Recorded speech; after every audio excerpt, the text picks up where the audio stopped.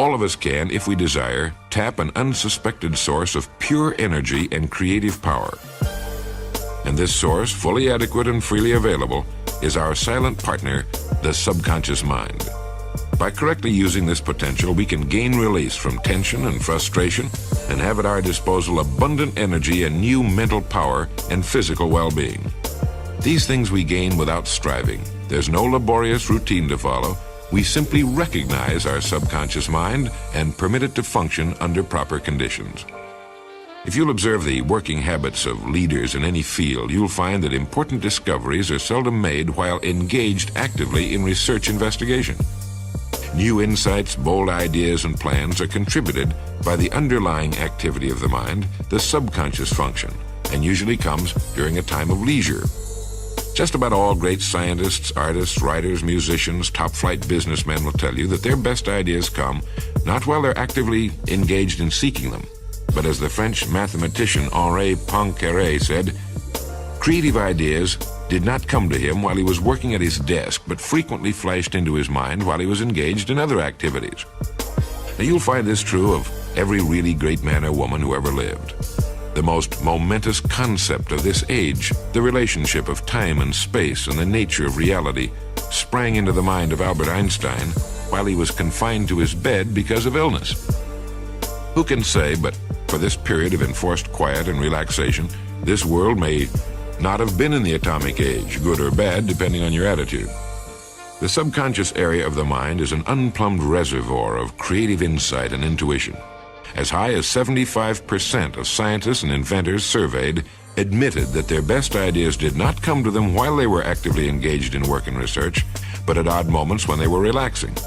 Their discoveries were contributed then by the inner underlying activity of mind, the subconscious function. Now, you or anyone else can put this tremendous problem-solving part of your mind to work, with results you'll find to be little short of amazing. You've probably noticed, just as do the great inventors, scientists, thinkers, artists, writers, and so on, that your best ideas come to you not when you're worrying about them or working at your desk or on the problem you're trying to solve, but rather your best ideas, the solution to your problems, seem to just pop into your mind at odd times, when you're relaxing, when you're not thinking of the problem. Of course, it wouldn't if you hadn't been thinking of it. Have you ever tried to think of someone's name, and the harder you thought about it, the more difficult it was to remember? But as soon as you quit thinking consciously about it, it popped into your mind? Well, this is your subconscious at work. It contains all information which has ever come your way. It stores every word, act, sight, smell, thought, every conversation you've overheard, every sound, every book, paper, or magazine you've ever read. Add this fantastic storehouse of information to its natural intuition, and you have a tool that can solve just about any problem you want to give it. It's not necessary for an individual to have technical training in the field of psychology to understand and appreciate the unlimited creative power of the human mind. Of course, the more knowledge, the better, but let me give you an example of how you can put your subconscious to work. First, pick a problem you want very much to solve. It can be anything from increasing your income, solving a business problem, writing a story, solving a personal problem of some kind, any kind of problem. Realize right at the outset that there are two kinds of problems: those over which we can exercise no control, and those we as individuals can solve. If you fall out of a tree, the problem is then out of your hands. But about 95% or more of our problems are within our own individual power to solve. Now, the first thing you do is state the problem. Write it out in complete and simple detail. Realize that it can be solved, and begin to turn it over in your mind. Think of as many possible solutions as possible, realizing while you do that you're merely starting your subconscious to work, and that the likelihood of your solving it with your conscious mind is pretty slim, like remembering a name you've forgotten. Read and study as many things which pertain to your problem as you can find, and then forget it. Think of something else. Try not to think consciously of the problem at all. If nothing happens for 24 hours or so, do it all over again. Attack the problem with your conscious mind, work on it as hard as you can, and then forget it again. One fine day soon, you'll be relaxing, thinking of nothing at all, and the solution will come, perfectly clear and logical. Trying to solve problems with a conscious mind is unnecessarily limiting yourself to probably less than 1% of your mental ability. You can use it all by stating the problem consciously and then letting your subconscious do the work for you. Every experience or condition of our life, success or failure, progress or frustration, growth or stagnation, is the result of an action or process selected and set in motion by our conscious mind. But to develop our full powers, it is necessary that we learn to use the creative power of both functions of our mind, the subconscious as well as the conscious, continuously and intelligently. Every condition, every experience of life is the result of our mental and emotional activity. We can do only what we think we can do. We can have only what we think we can have. Everything we do and are and have is the result of thought. We never express anything that we do not first have in our mind. Hence, the secret of attainment, of progress, of developing a creative personality is found in constructive mental and emotional activity. The external world is but a reflection of the world within us. Whatever is imaged in our inner life will be reflected in our personal world. Our mental and emotional activity, focused on a desire, a picture in our mind, will supply us with limitless energy and will take whatever form our mind demands. Thoughts of personal growth and progress, of earning a good income, of having influence with people, of experiencing satisfaction in our work and our daily life, the things we call success and happiness, reflect themselves in time in the conditions under which we work and live. Thoughts of doubt, frustration, failure, and personal limitations operate in precisely the same fashion. When the average individual is told that mind has unlimited power available for its use, the statement is usually passed off as high-pressure inspiration.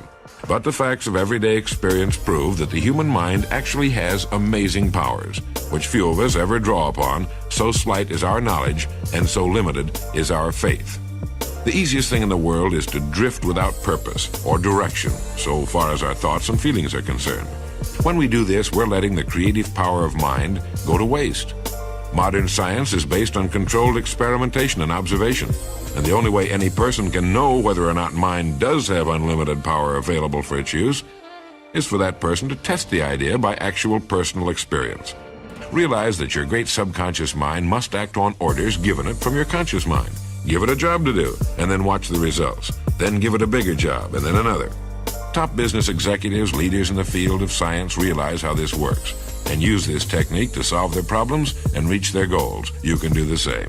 It has been written that there lurks deep within each of us a wellspring of talent, even genius. If it is to be found, it will come through the systematic exploration of our subconscious minds.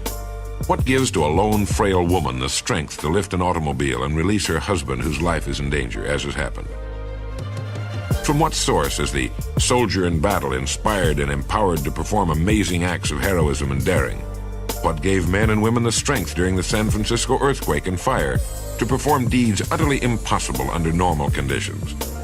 Well, according to Mr. Williams, it's through the subconscious mind that seemingly unlimited power and strength are available in such times of emergency and danger. Now consider this case. The late Dr. Brown Landon was one of the really great men of this generation. He was a distinguished lecturer and author, his most significant work being a 7-volume history of civilization. Although 98 years old at the time of his death, his personality and general physical appearance were those of a person not over 50, so well preserved was he in health and physical form. He is said to have been one of the really great youthful men of his generation. Yet during his youth, he was an invalid for 17 years. His time was spent in a bed or in a wheelchair. His knees were swollen to twice the normal size, and his heart was organically impaired. One day, the Landon plantation home caught fire, and this young man, who could not under any circumstances climb a flight of stairs or walk under normal conditions, not only ran up the stairs of his home, but carried down one after another 3 heavy trunks containing valuables. Literally hundreds of similar experiences are known to science. In the presence of danger, superhuman strength is available. What's the source of this vast reserve of power, such limitless and immediate wisdom? Insofar as present-day knowledge is concerned, its source is in the largely unexplored field of subconscious motivation. Think how we can change our lives by consciously using more of this strength we have within us. Have you ever thought much about the part you play, your role in this great play called life? Well, it's important. I mean, it may be far more important than you realize. Nature has endowed many of her creatures with what's known as protective coloring. That is, the coloring of a creature of the woods is such that it blends with the background, making it difficult to see. You can look right at a motionless deer, elk, or bird, just about any animal, and not even see it. So perfectly does it blend with its environment. The chameleon can even change his color patterns to blend with different backgrounds. But as usual, nature gave to the human being an even greater gift. He can make his surroundings match him.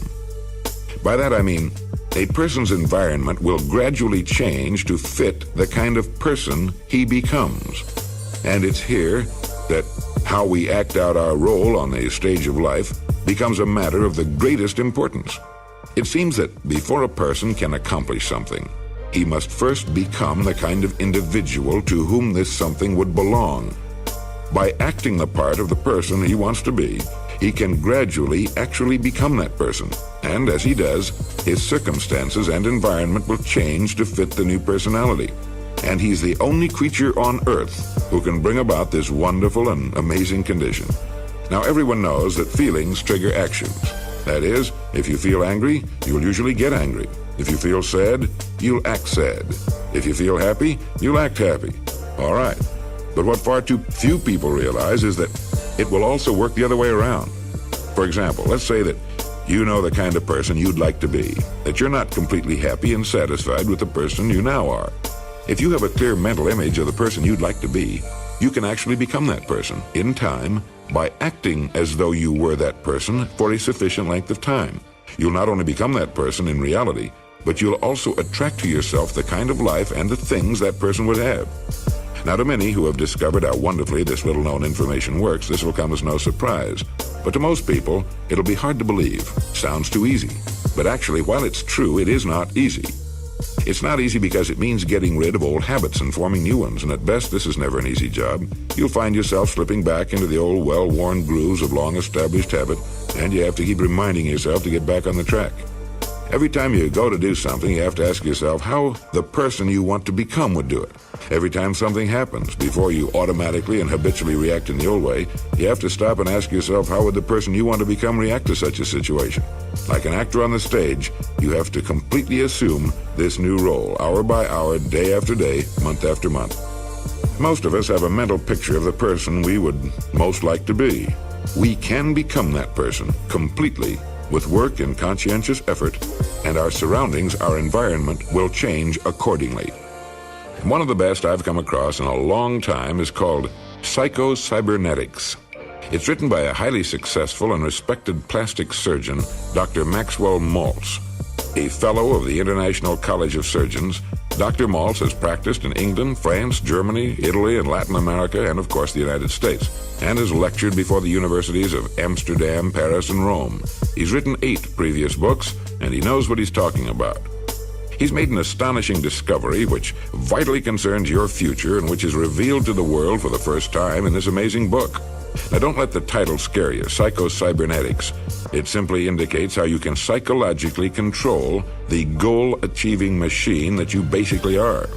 Now, the book has to do with understanding your real self, not the self you think you are, but the real, unique, and enormously powerful self that we habitually hide under feelings of failure and inadequacy. New methods growing out of the work and findings of clinical psychologists, practicing psychiatrists, and cosmetic or so-called plastic surgeons have resulted in rather dramatic changes in personality, health, and apparently even in basic abilities and talents. Chronic failures have become successful. F students have changed into straight A pupils within a matter of days and with no extra tutoring. Shy, retiring, inhibited personalities have become happy and outgoing. In summarizing some of the results that are now being obtained, T.F. James has written, "Understanding the psychology of the self can mean the difference between success and failure, love and hate, bitterness and happiness. The discovery of the real self can rescue a crumbling marriage, recreate a faltering career, transform victims of personality failure. On another plane, discovering your real self means the difference between freedom and the compulsions of conformity." The most important psychological discovery of this century is the discovery of the self-image. Whether we realize it or not, each of us carries about within us a mental blueprint of a kind of picture of ourselves. It may be vague and ill-defined to our conscious gaze. In fact, it may not be consciously recognizable at all, but it's there, complete down to the last detail. Now, this self-image is our own conception of the sort of person I am. It has been built up from our own beliefs about ourselves. But most of these beliefs have been unconsciously formed from our past experiences, our successes and failures, humiliations and triumphs, and the way other people have reacted to us.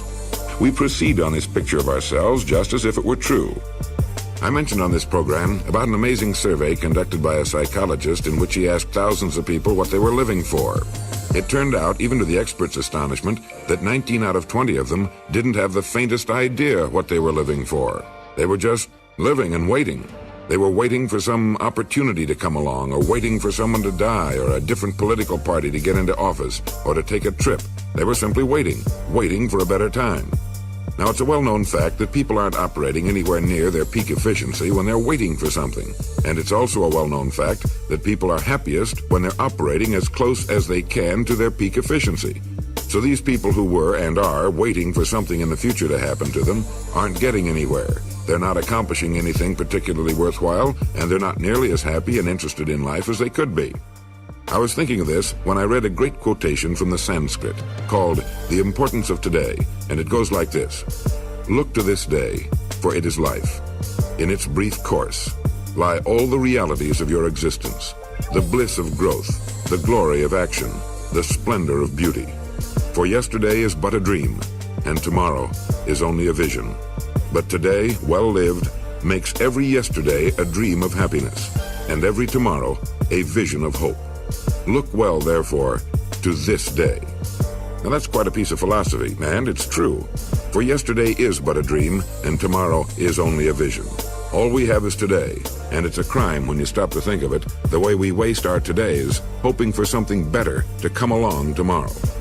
In fact, on my next broadcast, I'll tell you about a man who was paid $25,000 for a single idea that only took 20 minutes to explain on how to make better use of the only time we ever have, which is right now, which is today.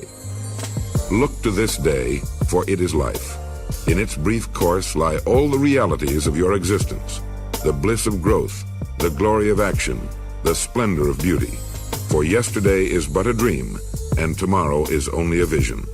But today, well lived, makes every yesterday a dream of happiness, and every tomorrow a vision of hope.